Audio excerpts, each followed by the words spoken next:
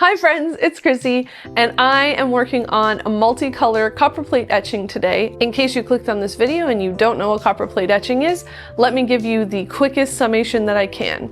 I have a sheet of copper that I have incised lines into, and I will be putting ink into those lines and then wiping all the remaining ink on the surface away so that when I put it through the printing press, all those lines get transferred onto the piece of paper. I have a little bit of prep to get done before I get into printing, so let's head out into the shop.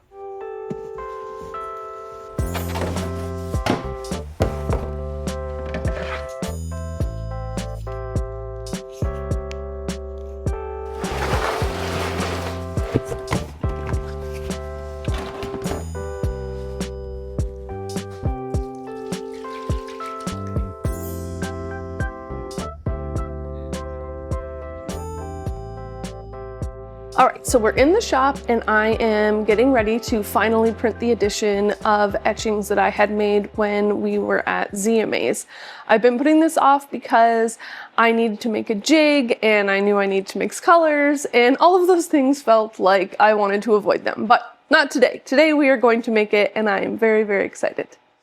Our very first task is to mix up all the ink that I need. So I have a lot of the pink, which is great. It feels maybe a little bit dry, but we'll see once we open it how it looks. But I obviously need a lot more green. This is one of the tasks that was making me not get to this project. Have you ever gone to a home goods store and seen art in multiple different colors? Well, not here, because I'm embarrassed to admit that this took me almost an hour to mix this green. So in original art land that is done by hand, we're going with one colorway, pink and green, and if these do shockingly well, then maybe I'll invest another 2 hours into mixing two different colors. Even though I've been printing copper plates since I think third year at Queens was probably the first plate that I ever printed, the inking process never seems to get any shorter. It gets more familiar, like we're better friends than we were when I first started doing it, but it doesn't take less time. Let's walk through the steps of how I'm actually inking these plates up. The first thing I'm doing is I'm taking the ink. I have a little bit of easy wipe in the ink along with all of the colors that we talked about before. I actually don't know like what easy wipe is in terms of like what is this material made of, not a clue, but it is a material that you can mix with your inks to make them a little bit looser so they wipe off of the plate easier. It's like a quick release because they're quite tacky ink, so they want to stick to the plate. I'm applying my ink to the surface of the plate using a piece of mat board. So it's just the mat board that we have to put behind our prints when we sell them at craft sales. We've just cut up one of those into little cards to make it easy to push the ink all around the surface of the plate. The reason that I'm using like a paper mat board instead of a plastic card or, you know, something metal or something like that is because it's less likely to scratch the surface. I want to make sure that I'm not adding any more lines to the surface of my print that I don't actually want. Essentially, I'm just trying to cover the entire plate in a relatively even coat of ink so that all of the areas are covered. Because I want to make sure that all of the divots and lines are filled with ink, I move around the plate in different directions instead of just one repetitive direction over and over and over again. Once I see that the plate is fully covered in ink, then I'm going to move on to the next step, which is scraping a little bit harder and starting to remove some of that ink off of the surface of the plate. And I just put that back onto my printing slab so that I can use that ink later. I don't use an awful lot of pressure in this step, but I do apply a lot more pressure this time around than when I'm just like applying ink to the surface. And obviously I'm not grabbing any more ink. So I'm trying really hard to start seeing where the lines are and the actual image on the plate instead of like an even coating of ink. So I guess a little bit where the muscle memory comes in, but generally speaking, I'm just trying not to like dig down and accidentally remove ink. I'm just trying to, like from the lines, I'm just trying to remove ink from the surface. This step sort of ends when you can start to see your image, but there's definitely still ink all over the surface. And now we go into phase 2 of the wiping process.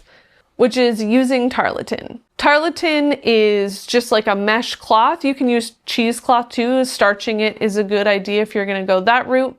We have sort of 3 balls of tarlatan that we move through. So ball number 1 is the inkiest and grossest of the tarlatan.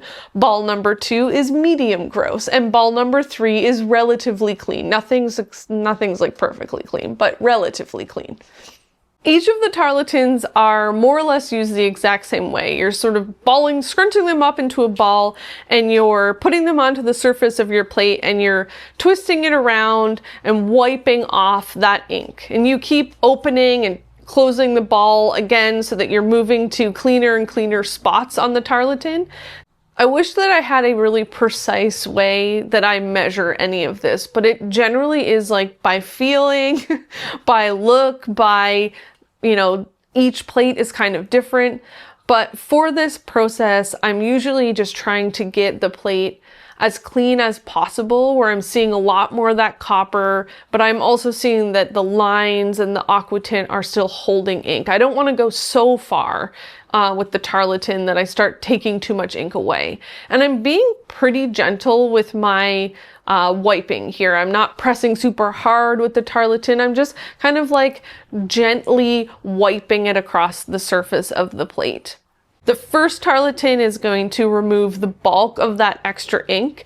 Your next tarlatan is going to remove the haze that you're seeing that's still there. And then the last one is hopefully going to stay relatively clean as you're just removing the last remaining density of the ink on the plate. And basically with this one, I'm not looking for the bright shine of the copper to be coming through at this stage. I'm just trying to get it so that it looks more or less like it's just the ink in the areas and not very much ink on the surface.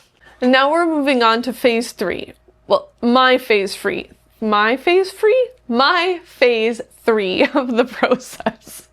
With this process, I'm just taking foam books and I kind of like pinch it between 2 fingers, and again, just gently wiping the surface. I tend to use the like palm of my hand, so like the paper is over the palm of my hand, and that's the main point of pressure on the plate, and I'm just holding the plate and wiping gently. Some people put it on a hot plate if they have it, so that that ink stays really like loose and easy to work with. I look more closely at the plate during this process to see if the lines are actually staying where I want, so there isn't like ink pulling out of the lines and onto the copper areas that I don't want there to be any ink.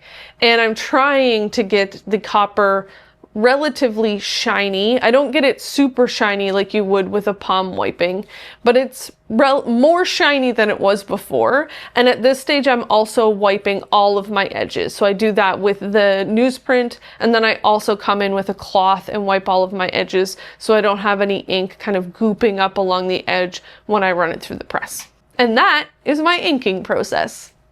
Okay, we are all set up and ready to print the very first print in the edition here at the shop. I have my paper soaking here. I have the 2 plates inked up behind me. I have the press ready with the registration on it and the pressure set. So now it's time to just print.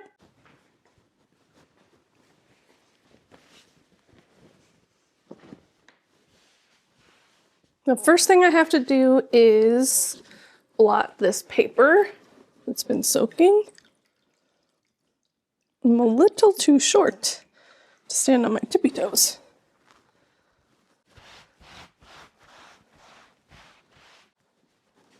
Got that locked on. I'm going to put in the pink plate first.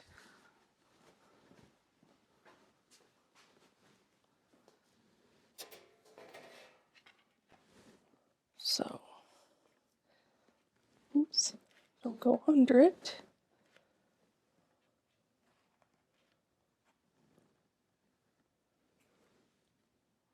We use that handy little bit to pull it out.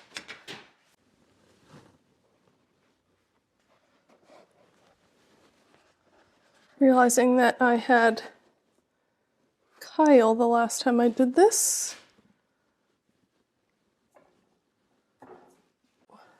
Realizing that I actually don't know where I'm laying my paper down.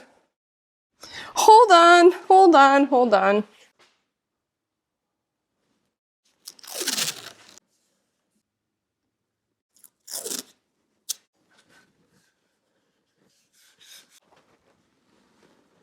Okay. We're gonna get there, folks. Oh my goodness. Okay. Hello and welcome to the clumsiest printmaking you've ever watched. I'm so sorry. How do I keep doing that? I'm trying to get the watermark in the right spot. Okay, Chrissy, pull your shit together. It's like you've never been in here before. Doop doop, here we go.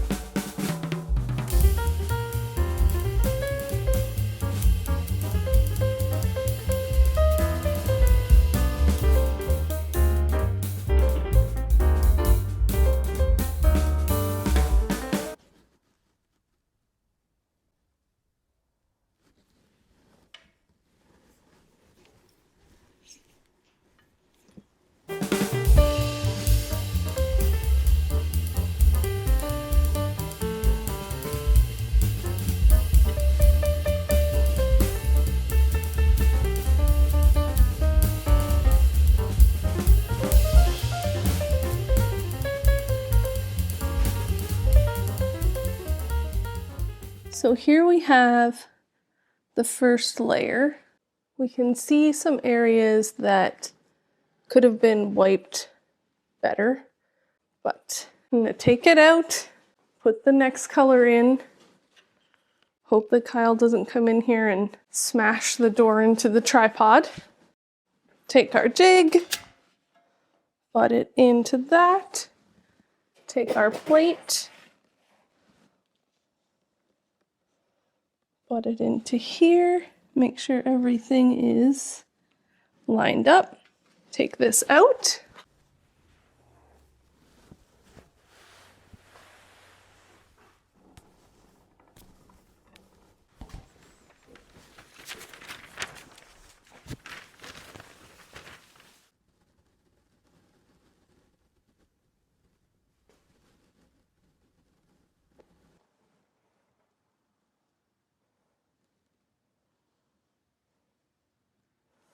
Let's chat about how it turned out.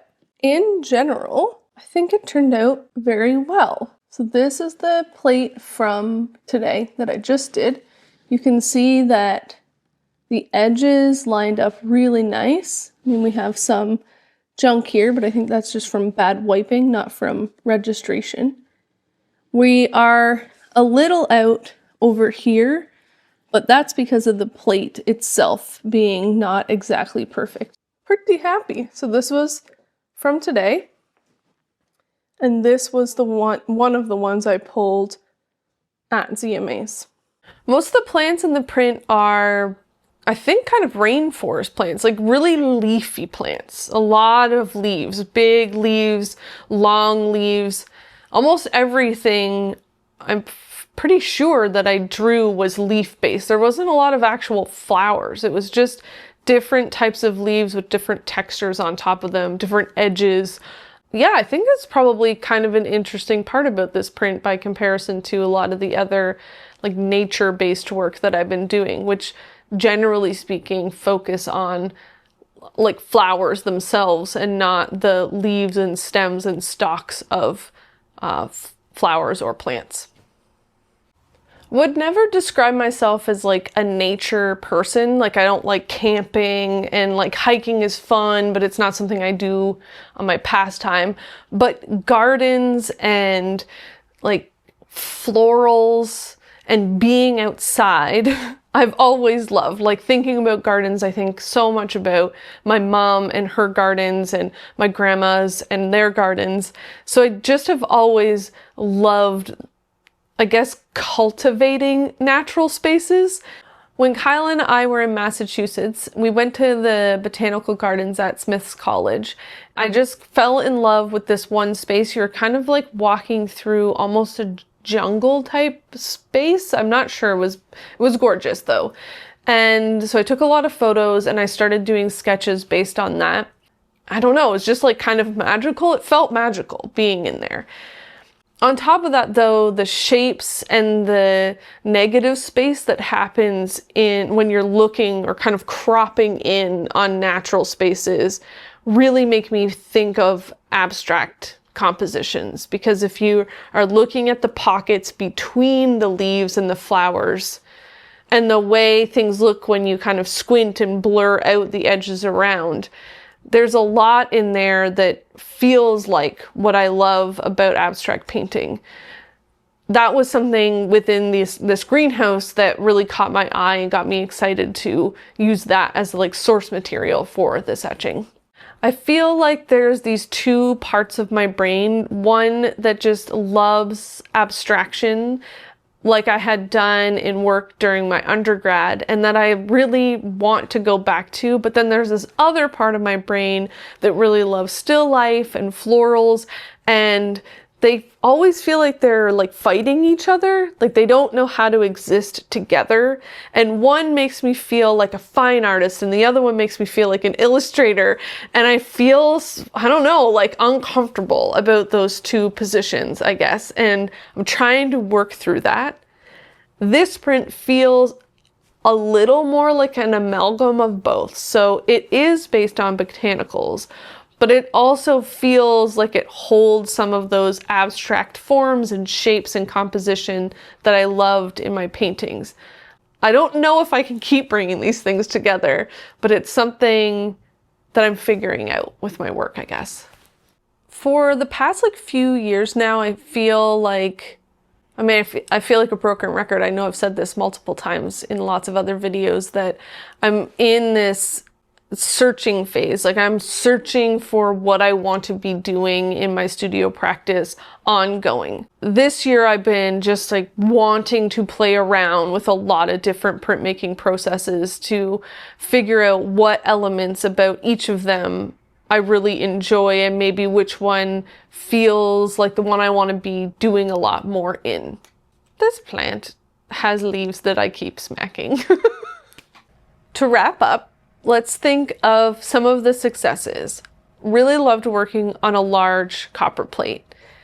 Really loved pulling colors that are not often in copper plate etching into the playing field. The, opaque pastel colors, not common with copper plate, and that was very fun. What I really loved about this print was working with the instant coffee to make a lift for the aqua tint, and you can see me going through that in this video. I'll link it below. But it was basically like allowing me to act like a painter in copper plate etching, which I didn't realize was something I could do until this process. And so again, it's kind of like I'm being able to figure out how to bring some different parts of my practice together in a way that feels more unified. And I don't always feel like I've been able to do that in other processes. This is really my first experience working with aqua tints. It's not really something that I have a lot of experience with in the past,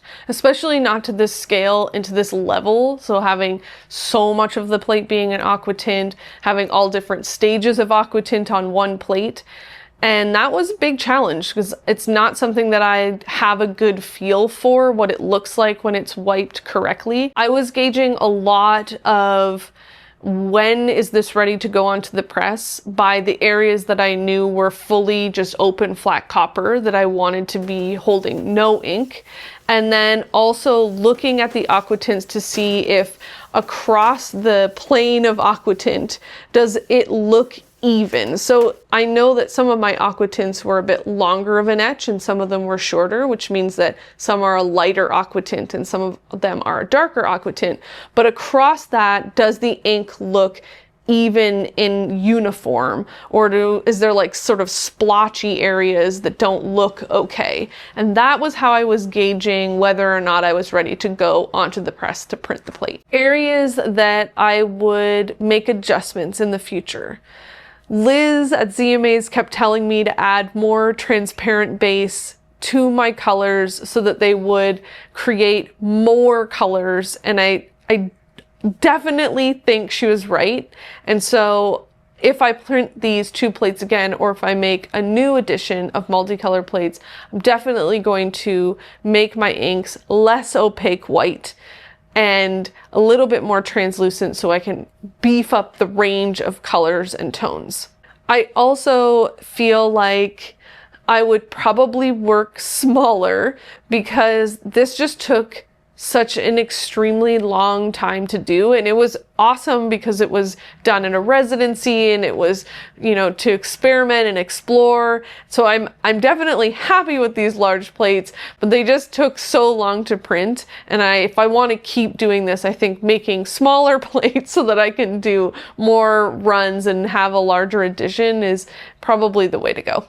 Thanks so much for joining me in the print shop. I hope that you learned something about etching today. As always, like, subscribe, check us out on Patreon if you can, and we will see you in the next one.